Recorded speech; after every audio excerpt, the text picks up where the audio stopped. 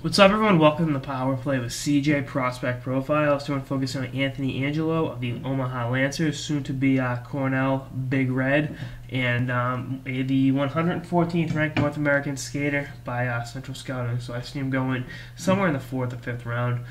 Really good player, big kid. He's listed at 6'5" and 195 pounds.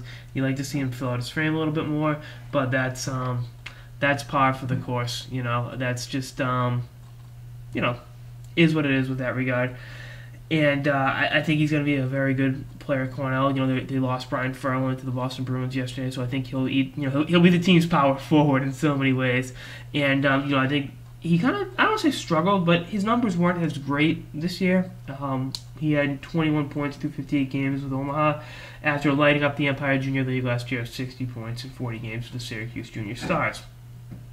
I think next year with the jump in competition definitely gets, there's a learning curve there.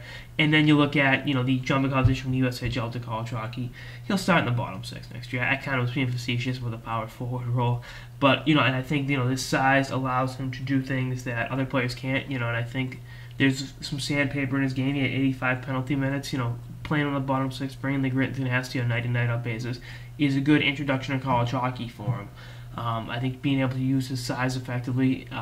The good thing with college hockey is the weight room and the off-season training. The conditioning that goes on because they play fewer games will benefit him because he'll bulk up. He'll get up to be 215, 220, and really be able to use his frame to protect the puck better. Now, I love watching college hockey, and I got to see Cornell play this past year at Madison Square Garden, and I think he's going to be a very good 4-year player at Cornell that gets better every year. And you're drafting this kid in one of the mid to late rounds with the idea of he helps you not now but down the line. And I think having that, as I show off my pink highlighter, really manly. I know.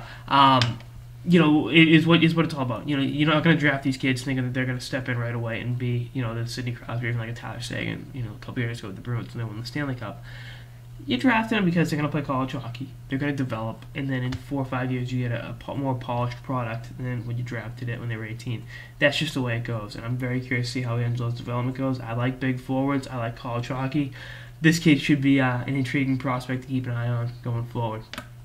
Anyway, that's like on this episode of the Power Play with CJ Prospect Profiles on Anthony Angello of the Omaha Lancers. Stay tuned for episodes throughout the season and beyond. Later, guys.